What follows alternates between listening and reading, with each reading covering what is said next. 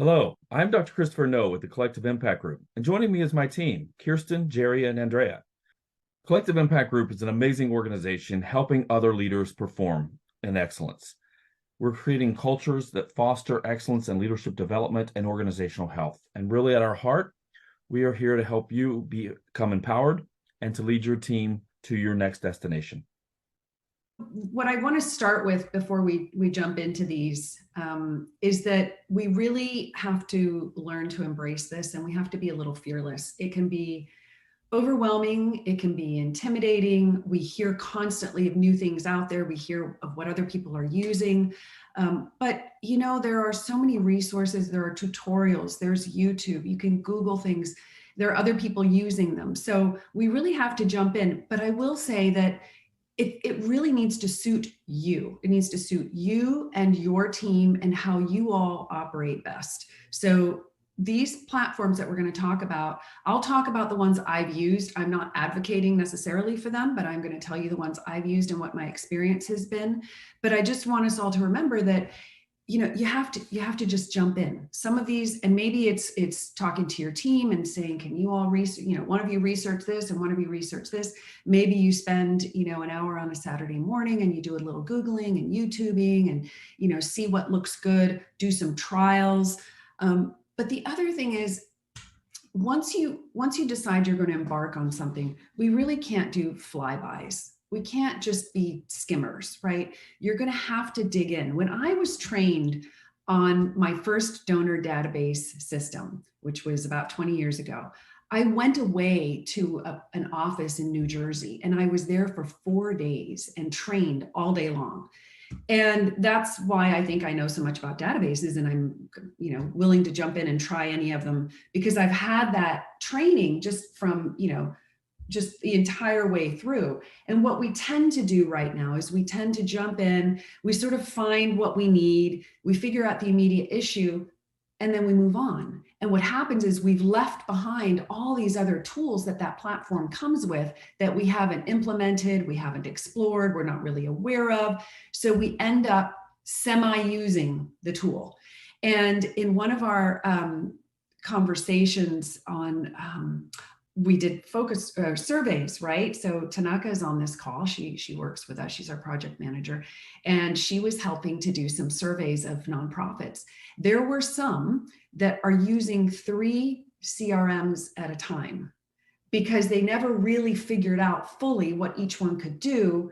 And so they just said, well, I like this from this one and this from this one and this from this one. But that doesn't make any sense. You really want to try and keep everything in one place. And maybe you do have to let go of that little extra thing that you think is so fabulous, that bow, right? But anyway, so let me go ahead and jump in. I just wanted to preface my little run through of these software platforms by saying you should really dig in as much as you can, or have your team do that, and just commit to learning it as well as you possibly can. I really encourage you to spend time with the actual support team from each of the companies, because it's just priceless what they can teach you. But I will also say that in my experience, when we launched a platform recently, I went on, I think it was Upwork or Fiverr, and I found a freelancer who trained in how to use this, and she sets it up for you. She's a virtual business manager, and we hired her for this one project, and it was fantastic. We had our own go-to person. So there are lots of different options, right? So let's jump into some of these project management. So Asana is one that I use, and I've used Asana since 2015. So it's been a long time that I've used Asana. I'll get back to that in a second, but Asana does have a very robust free subscription. You can have up to 15 people on that for free, 15 users. It hasn't changed over the last couple of years. And they also, after Hurricane Dorian, we were trying to help a collection of nonprofits that were doing some hurricane relief work in the Bahamas. And we approached Asana and asked them for a block, just a package of free subscriptions for nonprofits. And they gave it to us. So, you just have to ask too. I mean, you really have to just reach out and ask. ClickUp is one that I have not used. I hear great things about it. There is a free subscription. If anybody wants to talk about this in the breakout room, that'd be great. You can share a little insight. Trello is one that I have used. There's some subtle differences. I know a lot of people prefer Trello or Monday, but what I've learned is it really is about what kind of visual worker you are. I'm used to lists, which is a little old school, and I'm okay with that. Trello is more, there's a lot, they're boards and Asana, but Trello is really more board based. And so if you're a visual worker and you prefer to see everything laid out, aesthetically, where you can sort of see everything in one place, that might be a better fit for you. So that's why, they're all good. Can't really go wrong with any of them, but it has to be suited to what's going to feel best. Because if you don't like it, you're not going to use it. And then it's a waste, right? So then we haven't really embraced anything and jumped in on anything 100%. The other options, so Monday.com, Teamwork, Airtable is phenomenal. I encourage you to do some research on Airtable because you can create your own very, very customizable databases with Airtable. It is incredible. And then Slack for communication. One of you in the information that you submitted talked about Band or the Band as a team communication platform. That seemed fantastic as well. All right, let's go into digital whiteboard workspaces. So these are going to become more and more important as we continue to use Zoom. Zoom has its own whiteboard, but I don't know if you all have ever used a Zoom whiteboard. If you have breakout rooms and you use the Zoom whiteboard, when you come out of the breakout room, you lose the whiteboard if you haven't saved it. And so you can't do a breakout, come back to a main session and go back to your breakout and expect that whiteboard to still be there. So that makes me nervous.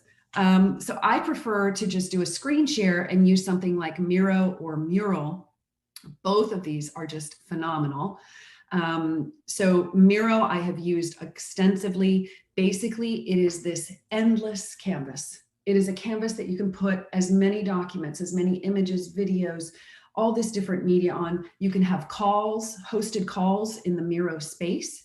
I believe Mural is very similar. What I like about Mural is their deep discounts. So free Mural workspaces for nonprofits, students, and classrooms. I think that's a very big deal. We should all be taking advantage of that.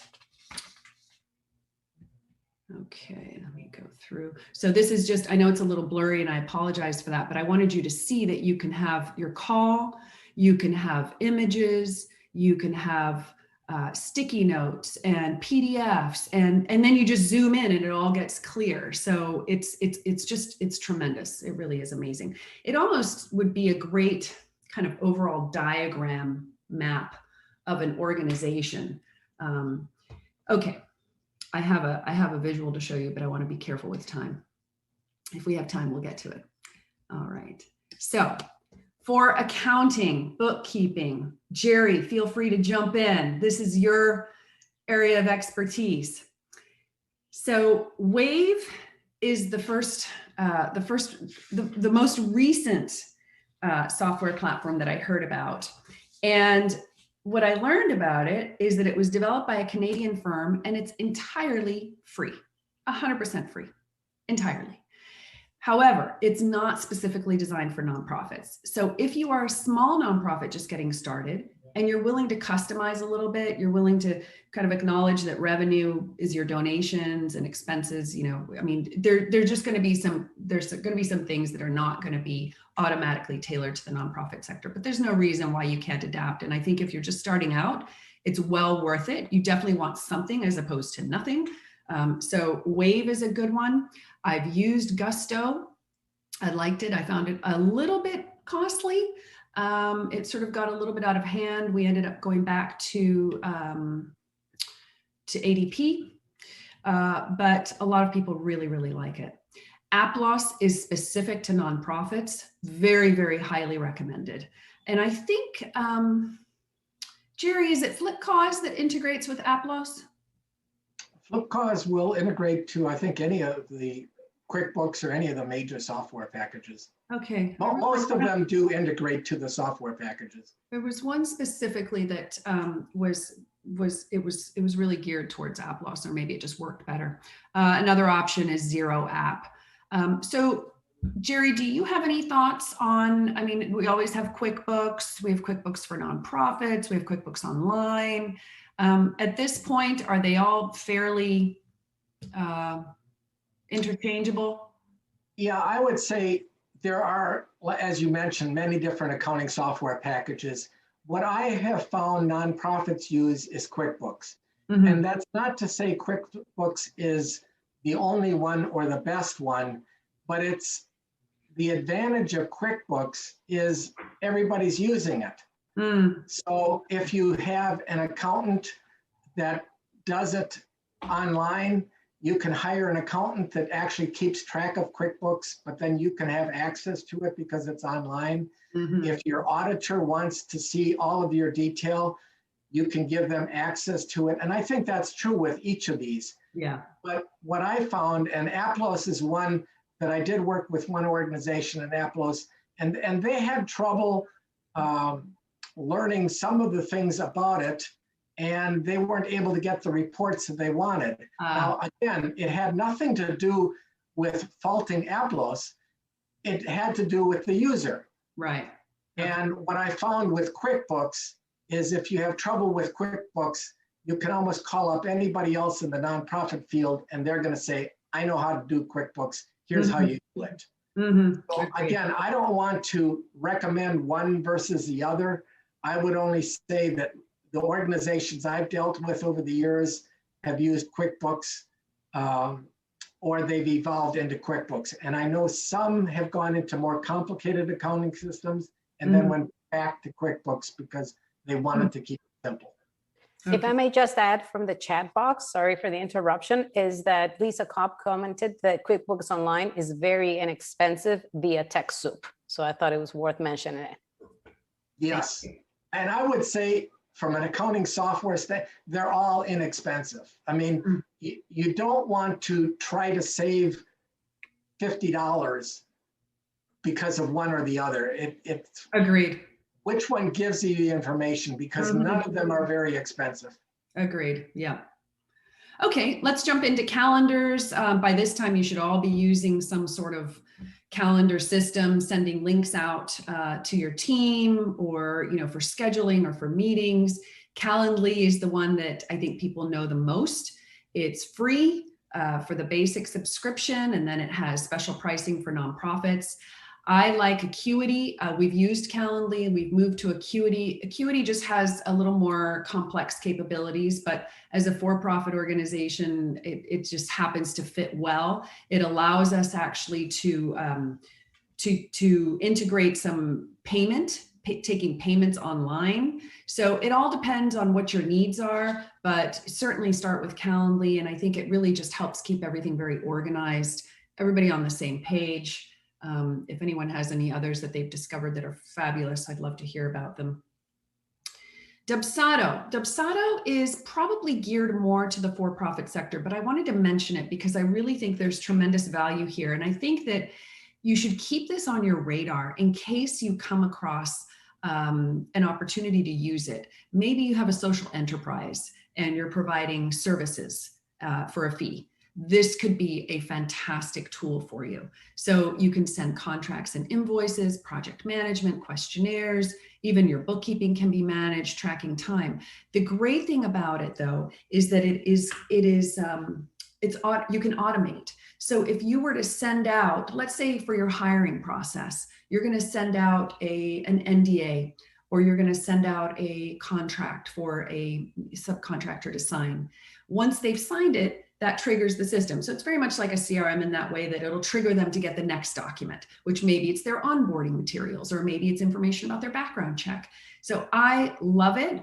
I don't think we Kirsten and Kaneko uses it as much as we really could. We're getting the hang of it, but it is very robust. And the good thing too is it has a portal. And so if you have people, employees, volunteers that need to go into a portal to see documents, it's all stored there. So it's fantastic. And integrates with Acuity, which is why we have Acuity. Okay, let's talk about time tracking. So time tracking is becoming more and more important because we are hiring more freelancers, more subcontractors, and even with remote work, you never know. I mean, it's not that we want to, micromanage our teams, but I think it's always helpful to have some great time tracking systems so that you can see what are people getting done in a certain amount of time. Toggl is one. I know that they offer a free subscription. They have also discounts for nonprofits. Clockify is one that I've used extensively, very comfortable with it. I think any of those would be probably a good option. But if you're ever looking at an invoice from someone, or you're at the end of the month, you're thinking, what on earth did we, this blog writer or the social media person, what on earth were they doing for these 45 hours? This is a great way to track that. So, it allows them to put in manually, they can put in what they worked on, and you can just sort of keep track of your expenses in terms of freelancers. Okay, so videos and video messaging and communications. This is an area that I love. I think we have seen so many developments in video messaging that are just fantastic. And it was, Jerry mentioned it before when you said getting a thank you video from an executive director is so powerful. Well, there's so many ways that we can use video messaging. Loom happens to be one that I use and I really, really like, and I'll tell you why. You go into Loom, you click record. You can do a screen record, you can do a self-record, camera record, or you could have yourself in the corner and do the screen record. And once you've stopped, you click on stop. It takes you to the Loom page and it says, grab your link. You grab the link and you put it in an email. It is so easy, or in a text, or in a WhatsApp, or in Asana, or anywhere else you'd like. So it is so easy. The quality is absolutely fantastic. They're improving it every day. So I think they're even starting to provide subtitles. But there's a starter version that's free. You get up to 5 minutes per video, which I used that for the longest time. I was using that to communicate with my team on a weekly basis. If I'm trying to train someone on how to do something, or I want to show them what needs to be edited in maybe a grant or in something like that, I'll do a screen recording with Loom. So I'm a big fan, and I encourage you to give it a try, because I think communicating with your donors in such a personal way. I mean, a Loom video takes 2 seconds, but it's so intimate, right? It's so personal. It's talking. It's like a one-way conversation, but you get to see someone, you get to hear the inflection of their voice, you get to hear their gratitude. I strongly encourage you to give it a try. Video Ask is a personalized video system, but it integrates AI. And so it allows you, for example, you could have a video on your website and people could click to watch, and it actually asks them questions. So it'll stop the video and it'll say, would you like more information? Click yes, click no. Depending on your answer, it's got the if-then system, and it'll go to the next video that if you clicked yes, it'll say, great, I'd love to tell you about the after school program that we've just started and what the kids are working on. And you go into that. So it's really, really, really fun. It's very interactive. I encourage you to give it a try. Right now, it's one of my favorite. Instead of using a chat bot or using a form, you can use Video Ask, and you just create all the videos ahead of time, and then they're set in a sequence and they get triggered and people watch them. It's fantastic. Cloud app, yeah. Let me comment on Video Ask. You said it's personalized videos with AI. AI mean artificial intelligence. Correct. I could give a complete talk about artificial intelligence and how it's being used today. But this is the first one I've seen where it's using artificial intelligence with a video. And I can tell you that's the future. Artificial intelligence is here to stay. Machine learning is here to stay. We all witness it. We don't even know what it is. But if you ever call somebody up and you get an answering machine and they ask you questions, they do everything through the computer. That's right. And that's the form of machine learning or artificial intelligence. So it's interesting when you point out that Video Ask uses that technology. It's very key. It is. It's fascinating. Yep. And then Cloud App is another one, very, very good. Exports very easily, and you can do lots of editing. So I would say, user version, like user friendly. If you're just getting started, try Loom. If you want to do a little exploring, Video Ask, and then Cloud App is a little more advanced. All right. Kristen, yes. sorry for the interruption. There was just one question on that last slide before you jump to the next one. Mhm. Is how long does Loom keep videos for free accounts? And then a comment also on this particular slide is that Screencastify is what it's being used also to record trainings to student speeches, and there's no limit on the length of videos. So I wanted to share that with you. Thank you. I don't know how long Loom keeps them. I've been on it for about a year and my videos are still in there from my free time, but I don't know. We'd have to do a little research on that. Thank you for sharing about Screencastify. I love hearing about tools. And the beauty of this and what we're telling you about today are the things that either we have used or we know people who have used them, right? So these aren't just things that I Googled and I came up with some names. These are things that I know are valid. They've got some credibility. They've been effective. All right, Project Broadcast. I don't know if you guys have started getting SMS marketing, but I'm getting texts with marketing on them. I even got my first ringless voicemail last week and I was like, oh, I know what this is. I know what this is. And it basically leaves a voicemail for you, but your phone doesn't ring. And you see the voicemail and you go, oh, I must have missed a call. And then you listen to it. And I actually prefer it to the text marketing because I feel like it's there. If I want to listen to it, I can listen to it. And if I listen to it and I don't like it, I can just delete it. So it doesn't feel as intrusive to me for some reason. I don't know. It's just psychological, I'm sure, for me. But it's becoming more and more popular. You're going to be seeing a lot of this. Project Broadcast is one that's doing a lot of this. They're really very popular right now with a lot of influencers. So just have that on your radar in case you're thinking annual appeals, you're thinking, Giving Tuesday. I mean, who knows? There are all kinds of opportunities. And then I would encourage you to be exploring virtual and voicemail phone systems, especially as we're out of the office. The capabilities of these systems is just incredible. I mean, they're just developing so quickly, right? You can get transcription.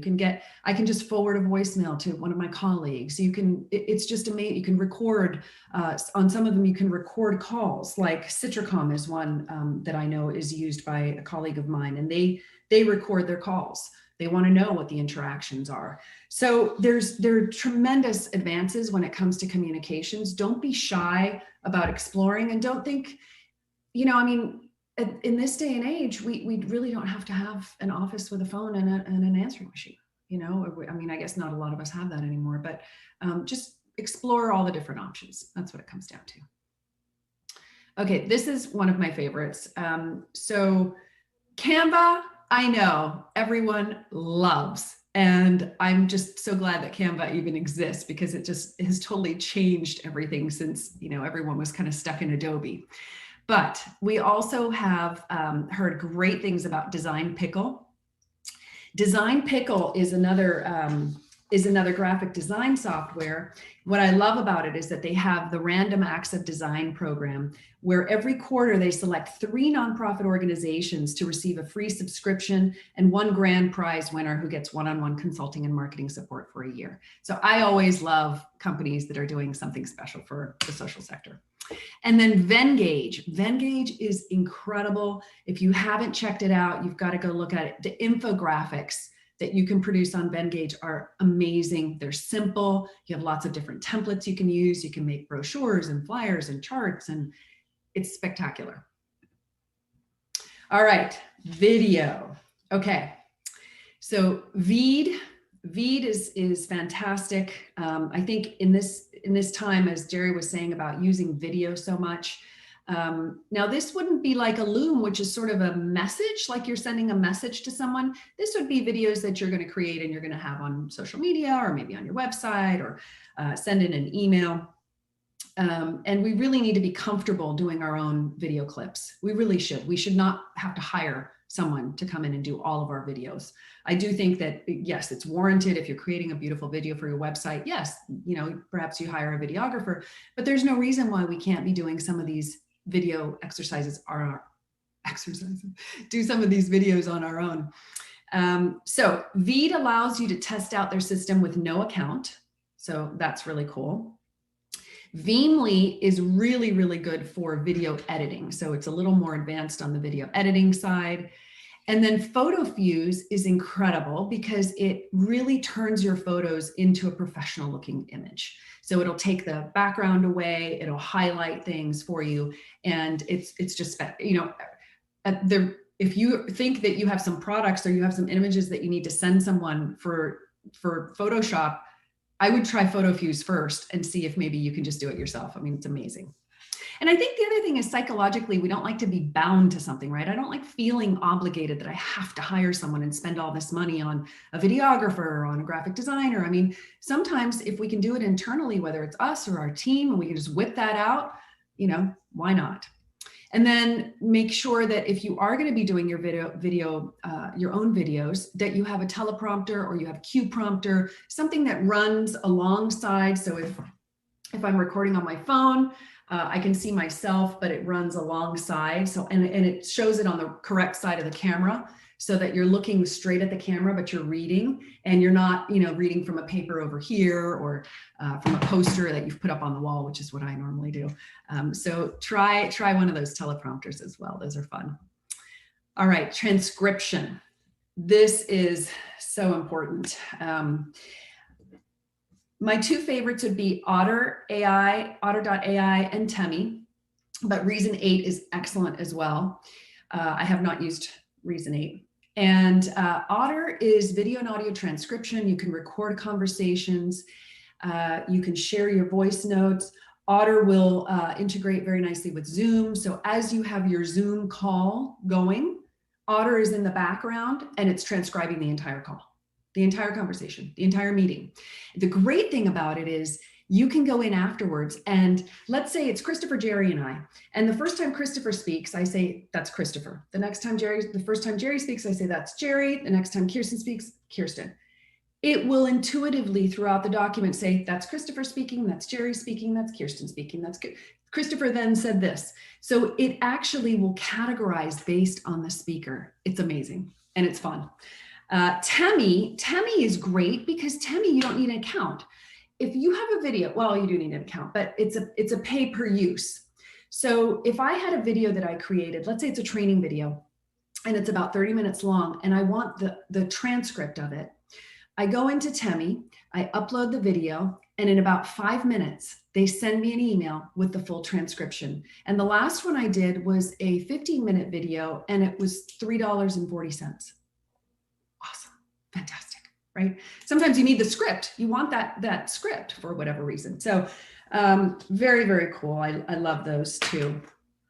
Reason 8, we have Before you go to the next slide, sorry, if I may interfere with a question, do any of these that you're aware of, any of these systems use different languages for transcription? I believe Otter does. I don't know off the top of my head, but I believe Otter does. I feel like I saw that Otter does. We'd have to double check. Thank you. Mm-hmm. Okay, social media. I know everyone's probably knows about Hootsuite. We've been using it for a long time. Tailwind is a great one that I just learned about that integrates with Instagram and Pinterest. There's no limit on the free trial from what I understand, and a discount for nonprofits. And then Buffer is a great scheduler, right? The thing with Hootsuite is you go into Hootsuite and you can see your responses, you can see everything, you can interact with people from Facebook on Hootsuite. Buffer is really a scheduler, but you need to have this because if you're just kind of haphazardly throwing out your posts or your blogs, it's very disorganized. No one can really take over for you. You know, you want this to kind of be running seamlessly on its own. And I wanted to talk about Clubhouse for a second because I'm getting so many of my platforms and so many of my leads and my information from Clubhouse. So Clubhouse, for those of you who don't know, it's a social network. It's just based on voice. I was a moderator last night on the Nonprofit Institute room on Clubhouse. I was invited to speak about grants. And basically, there were 4 of us. And so you have the moderators and you have the audience. And we were asked to talk about our top tips on research, grant writing, how to approach a funder if they're not accepting proposals, what are the best, latest and greatest softwares out there. So yes, it can be a little addictive. And I will confess that I spent one weekend about 2 months ago, all weekend on Clubhouse because I was so excited and I was hopping from room to room and I was learning so much. But I made lists and lists and lists of all these tools. I learned about Veemly through there. I learned about Temi through there. So I encourage you, be selective, but it's free. And there are some really good speakers on there. You get access. It's, you know, it's almost like a podcast, but it's live, it's interactive. And I would encourage you to explore it. Some of them are a little kooky, but if you go in there and you kind of find, you know, what your vibe is, what you're interested in, whether it's health and wellness or it's the nonprofit space, I really think it's well worth it. It's also a great way to grow an audience because people really connect on there and then they have to DM through Instagram. And so you get followers. So I think that, for example, yesterday when we had our session that we moderated, you know, we had 30 or 40 people in the audience. It was fairly small. It was one of my first ones with that particular group, but the audience all connected with each other and they're all nonprofits. And so they're sharing tips and they're sharing insight. And then we had a couple of people that were not with nonprofits. So you just never know. So I just want you to I would encourage you to be open to exploring it. It is only on iOS at the moment. Okay, the freelancing, Upwork, Fiverr, fantastic, both of them. If there's anything that you need help with, even with some of these platforms I'm finding, if I just type in the name of the platform, like I need a Kajabi expert, type in Kajabi, oh, there's a freelancer, $6 an hour, $7 an hour, or per project fees. So don't be afraid to explore freelancers. I happen to have used both of these, but there are other ones, of course. TaskRabbit is really cool. I don't know if you know about this, but that's for like your local freelancers. So if I need a desk put together, I need my whiteboard hung on the wall, or I need, you know, furniture put together, TaskRabbit is fantastic. Even finding a photographer. I found a great photographer a couple of weeks ago through TaskRabbit. Where's my icon? There we go. All right. And then we talked a little bit already about some of these. We talked about Flipkart. We talked a little bit about Jajama. Jerry filled us in on that. I wanted to mention Remo as well. So Remo is a platform that I actually attended an event on. And I'm going to show you a slide. Again, it's very blurry. I just did a quick screen capture. But just so you get an idea, these are tables. And those tables have people sitting at them. And the top part is the people sitting at a particular table. And this looks very unsophisticated, I know, and I'm ashamed to even be showing it to you. But just to give you the idea that you're not just a group of people in a room, you actually have these tables. It's very, very interactive. The one I was on had music in the background. It had auction information. Now we're auctioning this, or this is coming up, or our silent auction is going to start shortly. And then it also said the students, it was for an orphanage in Haiti.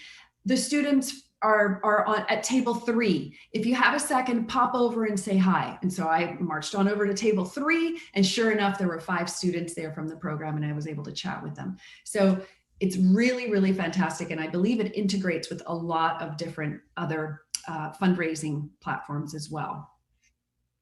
There's my shameful slide. Okay, and then just some other online fundraising and donation platforms, GiveBox, DonorBox, QGive. Jerry talked about databases. At the bottom, you see there's Neon, Bloomerang, DonorPerfect. I'm hearing a lot about Little Green Light.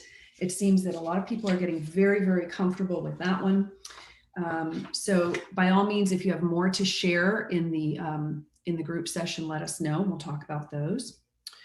And let's see, OneCause. So this would be for auctions, along with BidPal, which was I've used BidPal in the past, and Capterra. I think they're probably all very similar, but you definitely want to be looking at something like this if you're going to be doing virtual events. And they're so robust. It really is absolutely incredible how much is available.